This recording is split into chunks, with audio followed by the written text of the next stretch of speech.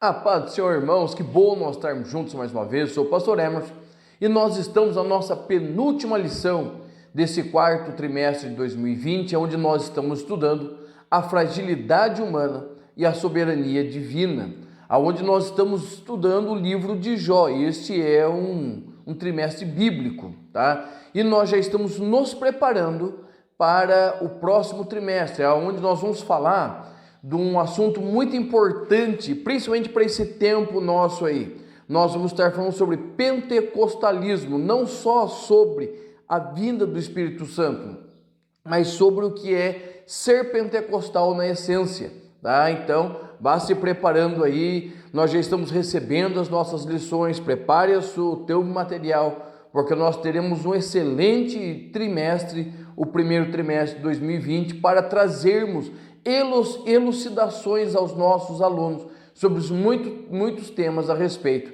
do pentecostalismo. Amém? Vamos lá para a nossa lição? A lição de número 12, que vai trazer por título Quando Deus se revela ao homem, tá? Revelação. Os nossos jovens hoje, os mais novos, eles não têm noção do que é revelação. Tá? Nós já estamos na casa dos 40, né? Um pouquinho menos, um pouquinho mais, alguns ainda, se lembra do que é revelação. Lembra quando você tinha aquelas câmeras, né? Era chique quem tinha as Polaroid, que saía na hora, mas a grande maioria de nós, os seres humanos normais, nós não tínhamos máquinas instantâneas. Então o que você fazia? Você comprava a máquina de tirar foto, que não, hoje nem máquina existe mais, é tudo no celular. Você comprava a câmera fotográfica e dentro da câmera fotográfica você colocava um rolinho, que era chamada filme, tá? Que ele tinha de 8 até 36 poses. E o que você fazia? Você colocava ali e você tirava uma foto, certo? Você tirava uma foto.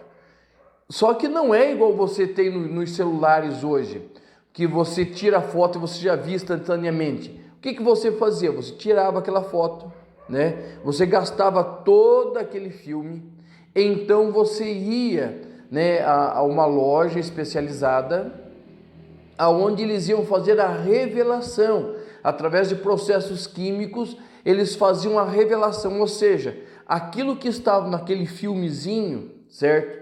Aquele que estava naquele filme, ele ia ser colocado no papel, aí você ia ter a revelação, você veria aquilo que você veria a imagem que você tirou. Então, o que é essa revelação?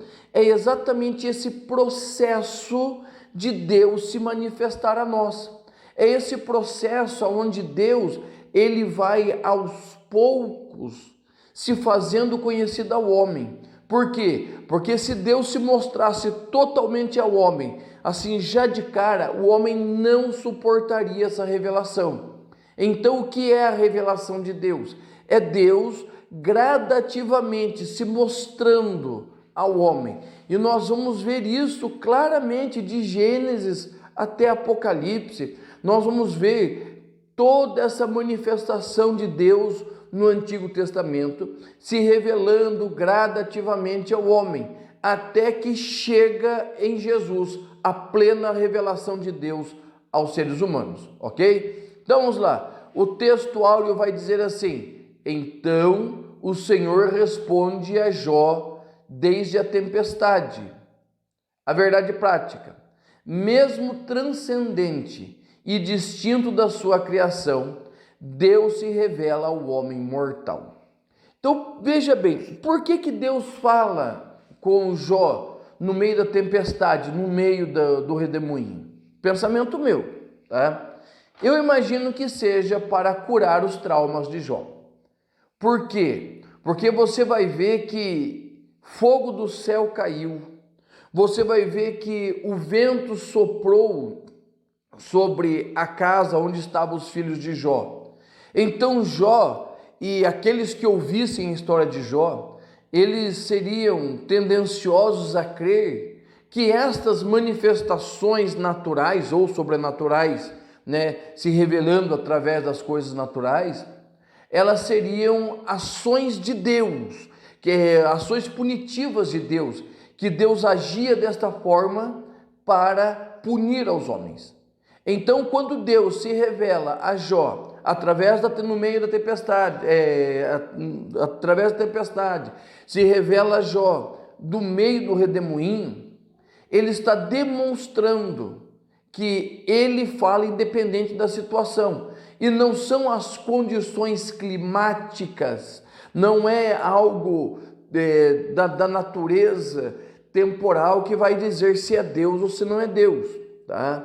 Então nós vemos isso na história da religião, né? Quando nós vamos estudar as religiões, que os antigos, eles tinham muito isso.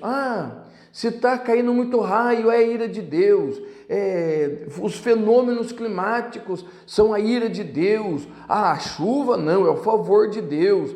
Então, nós vamos ver que Deus, ele quer deixar bem claro, pensamento meu, certo? Que os fenômenos da natureza não necessariamente revelam essa vontade de Deus, mas é simplesmente Deus curando o coração de Jó, que estava ferido, e Deus se revelando através de algo que um dia feriu Jó, mas agora estava servindo de alento. Ou seja, Deus se revela a Jó. Tá? E a verdade prática também traz essa ideia que Deus mesmo o que? Transcendente, ou seja, fora aquilo que ultrapassa a transcendência, aquilo que ultrapassa a normalidade. Mesmo Deus estando fora dessa normalidade, desse normal nosso, certo? Dessa vida nossa, dessa criação, mas Ele não deixa de se revelar ao homem, de tal maneira que Jesus, ele veio a nós, ok? Então esse é a introdução, a verdade prática. Vamos lá para a nossa lição, vamos para a introdução da nossa lição. Na introdução, o pastor José Gonçalves, nosso comentarista desse trimestre, vai dizer assim: nesta lição vamos estudar como Deus se revelou a Jó e dialogou com o patriarca. Este episódio marca o ápice do livro de Jó, pois mostra a quebra do silêncio divino, tá? Veja bem, Deus, ele vai ficar calado durante 36 capítulos. Ele fala nos capítulos 1 e 2, no capítulo 3 ele se cala, ele vai até o 37 calado, tá? E nós vamos ver que Jó, os amigos de Jó, eles vão falar muito sobre Deus, nos seus diversos aspectos. Os amigos de Jó atacando a soberania de Deus, Jó defendendo a si e a Deus. Nós vamos ver Eliú, que vai falar sobre Deus. A mulher de Jó também vai falar. E Deus, aonde ele está? Ele está calado.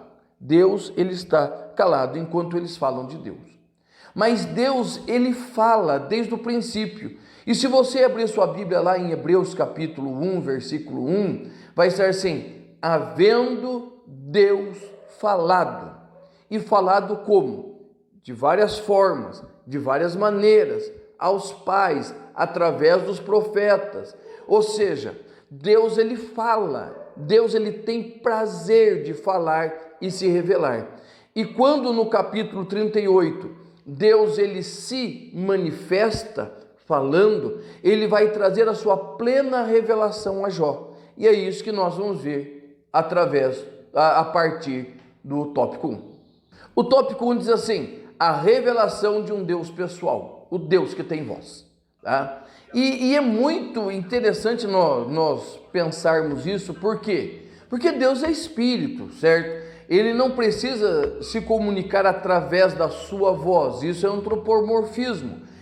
Nós relacionarmos as coisas espirituais com coisas humanas. É pegar o transcendente, o espiritual, o metafísico e se colocar numa perspectiva humana. Isso é antropomorfismo. Exemplificar uma coisa espiritual com uma coisa humana. Deus não tem voz, Deus não tem mão, Deus não tem pé, porque Deus é espírito, ok? Mas isso é um antropomorfismo. Então, diz a voz de Deus. Veja bem, Jó, ele vai passar 36 capítulos gritando por Deus para tentar ouvir a sua voz, mas Deus está calado. E isso que nós precisamos compreender, que o silêncio de Deus não é a ausência de Deus. O silêncio de Deus não é que Deus ele se afastou do mundo, de você, se afastou de tudo. Não. O silêncio de Deus é apenas um tempo que Deus deixa para que nós tenhamos e venhamos a sentir a necessidade de buscar a Ele, tá? Então o silêncio de Deus não fala de afastamento, fala de presença. Quando você vai lá para Marcos capítulo 4, versículo 38, você vai ver o quê? Que os discípulos estão onde? No barco. E aonde está Jesus? No barco, tá? Mas Jesus, o que ele está fazendo no barco? Ele está dormindo. E isso traz angústia. Por quê? Porque a tempestade se levanta e os discípulos se veem apavorados, atormentados. Por quê? Por causa da tempestade. E normalmente no meio das lutas, o que nós queremos? Resposta. Nós queremos uma resposta que sacia a angústia da nossa alma. Jó estava sentindo isso. Os discípulos estavam sentindo isso. Nós sentimos isso, tá? E quando eles olham, eles veem Jesus. O que Jesus está fazendo? Ele está dormindo, ele está sem consciência, tá? O estado de sono do ser humano nós perdemos, né, a plena consciência. Alguns sentidos ficam ativos, mas no normal nós perdemos a consciência. E o que vai acontecer? Eles olham para Jesus, mas eles veem Jesus dormindo no meio da tempestade. Aquilo para eles trouxe-lhes pavor, o pavor que Jó estava sentindo, de no meio do seu sofrimento não ter quem respondesse, não ter quem lhe ajudasse, tá? Só que o silêncio de Deus, o silêncio de Jesus é um grito da sua presença. É isso que nós precisamos compreender, irmãos, que nem sempre o Senhor precisa estar falando conosco para Ele estar presente ao nosso lado, tá? Você vai viajar de ônibus, você fica falando o tempo todo com o motorista do ônibus, até tem uma plaquinha, não fale com o motorista, mas você normalmente não vê ele, porque ele fica fechadinho no lugar dele, você não fala com ele, mas você tem a certeza que é ele que está te conduzindo, e você crê que está conduzindo bem. Então, quando Jesus está dormindo no barco, tudo está no controle dele. Quando Deus está em silêncio com Jó, tudo está no controle dele, e a mesma coisa na nossa vida. Quando os discípulos despertam Jesus, quando Deus se manifesta, não são as mesmas palavras, mas a resposta é a mesma. Por que tanta angústia? Eu estou no controle, tá? Então, Deus tem voz, tá? E o subtópico 2 vai falar a poderosa manifestação de Deus, tá? Quando Deus se manifesta, é algo tremendo. Se você abrir a sua Bíblia lá em Daniel capítulo 5, você vai ver o que acontece quando Deus se manifesta a um ímpio, certo? Ou a um homem de uma forma geral, porque em certos momentos até nós mesmos, cristãos, devotos, conhecedores da palavra, nós nos assustamos com a manifestação de Deus. Você vai ver que quando Deus se manifesta através daquele dedo escrevendo na parede, o que vai acontecer com Beltesazar? Ele fica mudo, afrouxa-se os lombos, os seus joelhos começam a bater, ele fica totalmente apavorado. Por quê? Porque a manifestação de Deus a nós é algo sobrenatural. Quer um exemplo bem claro? Vá num formigueiro, certo? Vá num formigueiro e comece a baixar a sua mão sobre as formigas que estão ali. Você vai ver que elas vão começar a ficar desesperadas, elas perdem o rumo, porque elas têm o seu trilho, né? Tem o seu caminho ali, que elas fazem ida e volta com a sua comida. Mas a hora que o teu dedo for chegando perto, elas ficam desesperadas. Por quê? Porque é algo extremamente grande, é algo fora do comum para ela, é algo para ela sobrenatural, ou seja, foge da naturalidade delas. E a mesma coisa quando Deus se manifesta a Beltesazar e aqueles que estavam ali no seu meio. Eles ficam totalmente apavorados com o que está acontecendo. Lá em Mateus 14, nós vamos ver Jesus novamente numa tempestade. Só que nesse tempo, Jesus manda os seus discípulos para a tempestade e ele fica ali no barco, certo? Ele fica no barco e os discípulos vão para a tempestade. E o que vai acontecer ali? Os discípulos quase morrendo, suas forças acabando, quando eles veem a manifestação de Jesus. Jesus vai ao encontro deles no meio do mar. E todos nós conhecemos a história. Eles começam a gritar, se desesperar, porque eles estão vendo algo que é sobrenatural, que está fora do que é comum para eles. Tá? Então, todas as vezes que Deus se manifesta, os homens ficam apavorados. E nesse passeio de Jesus pelo mar, tá? É por quê? Porque eles não creram no que aconteceu anteriormente. Então, existe essa situação, ele vai trazer um posicionamento didático de Cristo sobre a vida dos discípulos. E é isso que nós precisamos compreender, que mesmo no meio da tempestade, Deus está presente, e é o subtópico 3. E aí nós voltamos a Marcos 4, 38, Jesus dormindo na tempestade. Para todos os discípulos, o que acontece? Não havia quem lhes socorresse. Para todos os discípulos, o que estava acontecendo? Eles estavam perdidos, eles iriam morrer, mesmo com Jesus ali. Então, quando Jesus ele está no barco, ele está garantindo a eles, mesmo que eles não compreendam, que tudo está no controle de Deus. João 20, 21, certo? Jesus vai falar a Tomé a respeito de mais bem-aventurado, aqueles que não viram ou mais creram. Tá? E o que é isso? Isso vai dizer para Tomé que, olha, que você, Tomé, você está olhando para perto e está procurando algo longe, o Cristo morto e sepultado. Mas felizes é aqueles que estarão longe, mas crerão que eu estou perto. Ou seja, Jesus, mesmo distante, ele está perto. Tá? Mesmo que você não esteja no momento da sua vida, talvez não. Eu estou falando para pessoas que em determinado momento da vida parece que o Senhor está longe porque não está entrando nos eixos as situações, mas o Senhor está perto, Ele está no controle, mesmo que Ele esteja dormindo, mesmo que você não esteja vendo as marcas, Ele está presente, Ele é um Deus presente no meio da tribulação. O profeta Amós tem um texto que eu gosto muito, no capítulo 2, vai dizer: Deus tem o seu caminho no meio da tempestade. Não é porque a tempestade se levantou que o Senhor te abandonou. Ele continua lá no mesmo lugar. Creia nisso. Então vamos entrando aí no tópico 2. A revelação de um Deus sábio. Subtópico 1 diz assim: a mecânica celeste.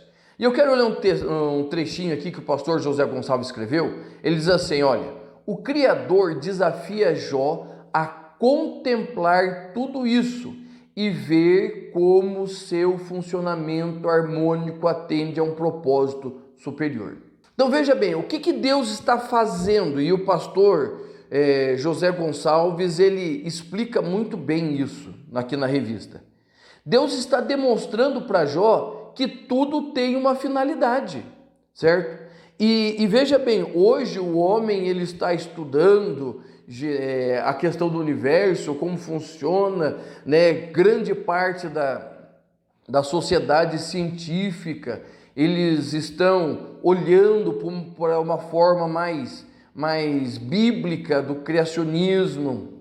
As ideias, né, do evolucionismo estão não sendo descartadas, mas estão sendo postas de lado, ok? Então nós estamos vendo que o homem agora ele começa a encontrar aquilo que Deus revelou a Jó. Ou seja, você vai ver Deus revelando toda a mecânica do universo para Jó, certo? Ele vai delineando, desenhando para Jó a questão do universo, a questão da própria vida, né, que é o subtópico 2, a dinâmica da vida. Deus vai revelando ao homem a ordem de todas as coisas. Você já parou para pensar na questão da criação, né? Quando Deus começa a criar tudo, ele começa com a luz. Ele começa dizendo, haja luz. Tá? Por quê? Porque a luz é o objeto básico para que toda vida humana possa existir. Tá? O ser humano precisa de luz, os animais precisam de luz. Por quê?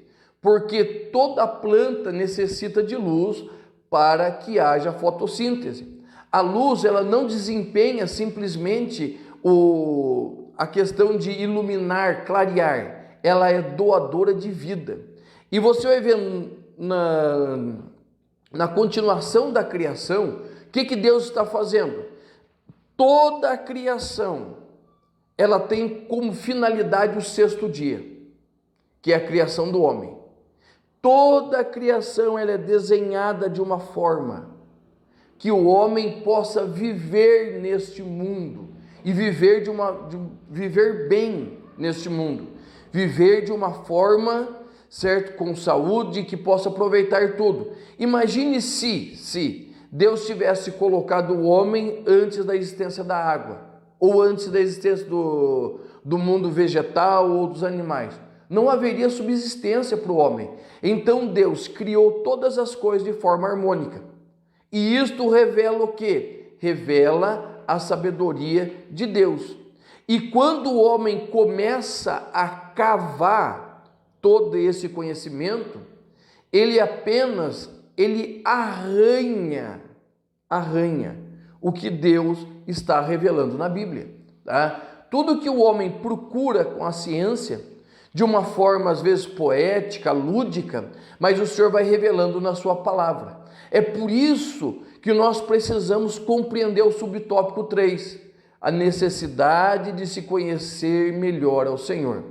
E todo mundo conhece, Oséias 6:3, conheçamos e prossigamos em conhecer o Senhor, como a alva será a sua saída, ele a nós virá, como a chuva serôdia que rega a terra. Tá? Então, essa ideia de Oséias, tá, é uma ideia que precisa estar muito clara na nossa mente, a nossa progressão diante de Deus. Tá? Essa contínua vivência. Você vai ver que Jó tinha um conhecimento de Deus, certo? Nos capítulos 1 e 2, ele vivia um conhecimento de Deus. Mas conforme o livro de Jó vai correndo, as suas agruras, suas dificuldades, ele vai tendo um outro conhecimento de Jó, que nós vamos ver isso na nossa última lição, tá? O conhecimento não de ouvir falar, não de experiências externas, mas da sua própria experiência. E é isso que nós vamos ver no capítulo 13. E Oséias ele nos convida a conhecer o Senhor. É um ato. Prosseguir a conhecer é um outro ato. Ou seja, você pode conhecer a Deus e abandoná-lo, certo? Ou você pode prosseguir conhecendo Ele, tá? E ele vai dizer assim, conheçamos e prossigamos, certo?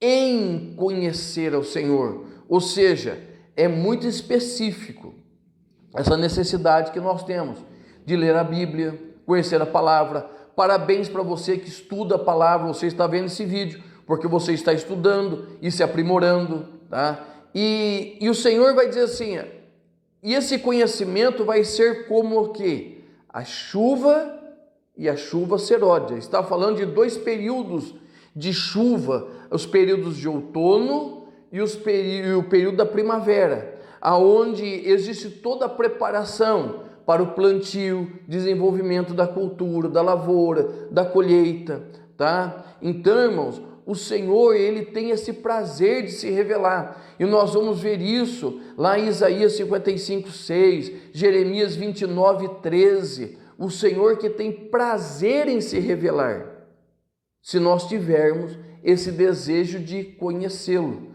A Bíblia, ela é um livro muito antigo, então certas coisas são difíceis para nós compreendermos, mas nada que um bom período de oração, leitura insistente e auxílio do Espírito Santo não possa mudar isso para você.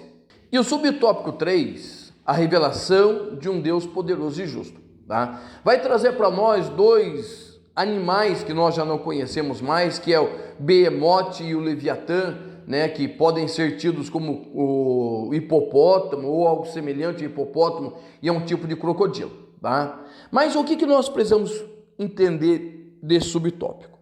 Que Deus está falando com Jó sobre coisas que ele não consegue compreender, que está fora da sua limitação humana de entender, tá?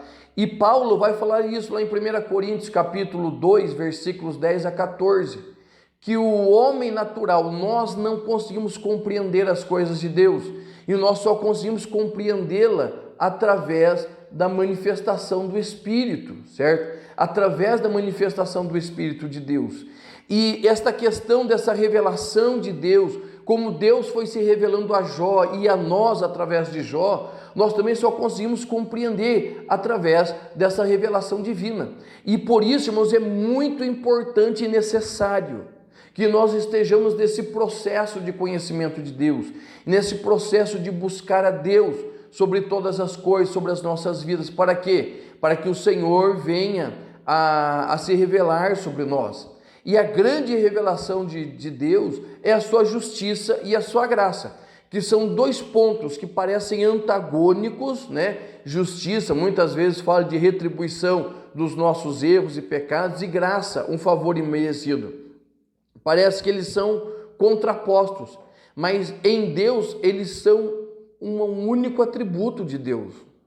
Eles fazem parte do caráter de Deus, porque a justiça de Deus e a graça de Deus, eles são equilibradas no Senhor, tá? Então o que acontece? Nós podemos compreender, né, o que Deus quer de nós, e essa revelação de Deus, né, na sua graça, da sua justiça, é igual comer pequi. Você conhece pequi? Aqui no Paraná nós não temos isso. Pequi, ele faz parte da região norte, nordeste, certo? É uma fruta assim com um gosto muito peculiar. Não tem como explicar para você que não conhece. Mas vou explicar para você por que a revelação de Deus é como o pequi.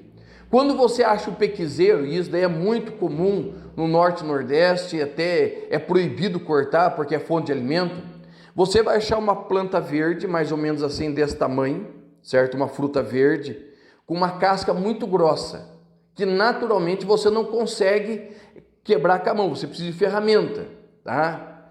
Depois, quando você vai abrir o pequi, normalmente tem 3, 4 caroços, que é mais ou menos desse tamanho, certo? Um amarelo vivo, um amarelo canário, e quando você abre, você já sente um cheiro diferente, tá? Muitas pessoas não gostam de gosto diferente, mas ele tem um gosto próprio. Quando você vê aquilo lá, você põe, ele é muito delicado. Então você começa a raspar aquele pequi, porque você, entenda bem, não se pode morder o pequi, eu já vou te explicar por quê, tá? E você vai raspando. Quando você vai comer ele, o caroço, se faz muito com arroz e frango, né, no meio do arroz, você vai comendo, você vai raspando ele, ou seja, você vai tirando pedacinhos, camada por camada. Por quê? Porque você não pode morder, porque debaixo dessa polpa, dessa carne, tem uma camada de espinho, certo? Uma camada de espinho. E por que essa camada de espinho? Para proteger o que está lá dentro, que é tipo de um coco, uma castanhinha de coco que tem lá dentro, extremamente doce, com um gosto totalmente diferente daquela polpa que você comeu, tá? Ele é doce, então você pega, depois que você termina de raspar ele, você quebra aquele piqui, certo? Você quebra aquela carapaça de espinho e você vai ter a surpresa de algo muito doce. A revelação de Deus é assim. A princípio é algo inexpugnável, que você olha assim e naturalmente com a sua mão você não consegue. Mas com a ferramenta certa, o Espírito Santo, você consegue tirar aquela primeira casca. Então você se depara com algo cheiroso, algo saboroso, que você vai experimentando aos pouquinhos, você vai mordendo aquela pele, ou você tira filetinhos para você comer, tá? Algo saboroso, algo, certo, peculiar. É assim o nosso Deus. À primeira vista, você acha, não, nunca vou poder me relacionar com esse Deus é muito grande, esse Deus, não, o meu pecado, mas de repente você conhece um cheiro, um aroma, um gosto totalmente diferente, que muda as suas percepções anteriores, e você vai experimentando ele, experimentando. Quando você chega num impedimento, algo que você acha, não, a partir daí eu não consigo mais. Novamente, você encontra uma ferramenta, o Espírito Santo, a oração, a busca. E lá dentro, você vai encontrar algo muito especial. Isso é a revelação de Deus. É assim que Deus se revela a nós. Tá? Ele se revela gradativamente, para que cada vez mais nós tenhamos prazer de estar na presença dele. Tá bom? Então, quando Deus se revela ao homem, ele se revela gradativamente.